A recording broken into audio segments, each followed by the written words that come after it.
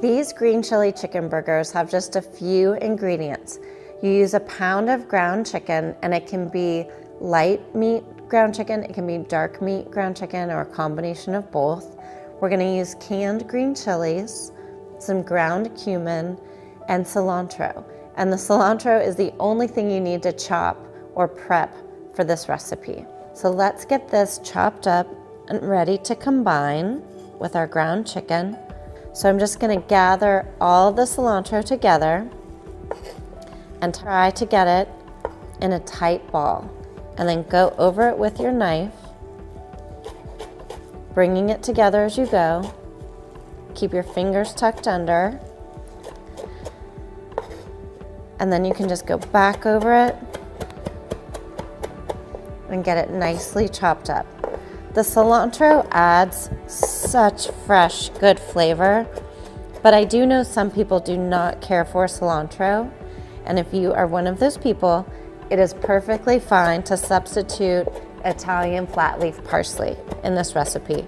You'll still get great flavor from the cumin and the green chilies. You want it small enough that it will get mixed up with your ground chicken and combined into delicious chicken patties for your burgers. So, after we add our cilantro, we'll add our green chilies. It's 2 small cans of diced green chilies, ground cumin, and a little bit of salt. If you're not afraid to get your hands dirty, you can just mix this up with your hands. If you'd rather not, you can use a spatula. Get this mixed up well. You want all the pieces of green chili and cilantro mixed in with your burgers.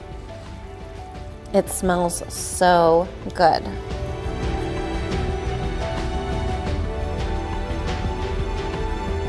When these chicken burgers are mixed together, you do need to pan saute them.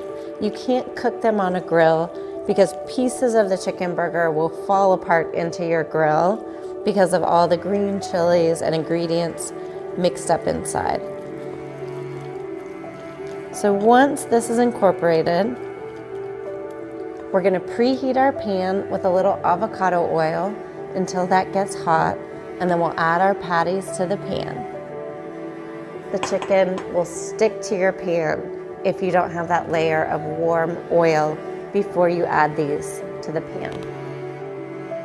I just take a handful, which is roughly a half of a cup, form it into a loose patty, and then we're gonna put that directly into the pan. And you should hear that sound when you add your patties. Also be careful not to crowd your pan with chicken patties.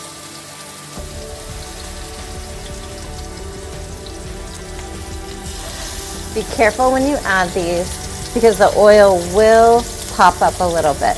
It's hot oil that's cooking our meat and working its magic.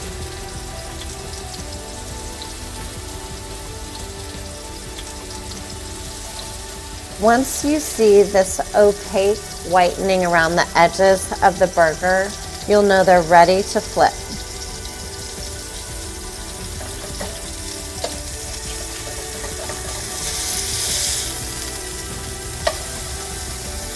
It's okay if a little piece of burger gets left in your pan.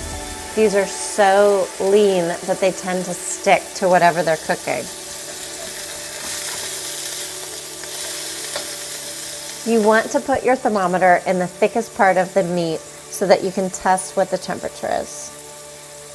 Chicken needs to be 165.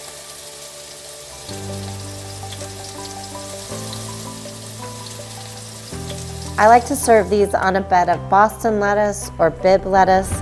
You can just put a couple pieces of lettuce leaves on your plate and put your burger directly on top. And then any condiments you regularly like to use for your burgers, like mayo, mustard, you're welcome to add to your burger. And then I typically eat mine with a knife and fork because it's pretty messy. But if you'd like, you can add another layer of lettuce leaves on top and make a sandwich out of your lettuce.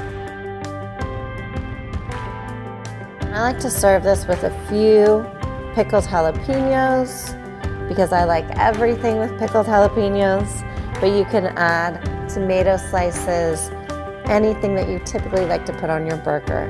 This is one of my favorite weeknight meals when I'm trying to be low carb, low fat. It's delicious, it's full of flavor, and I promise it's going to be a part of your regular rotation. Thank you so much, and I hope you enjoy.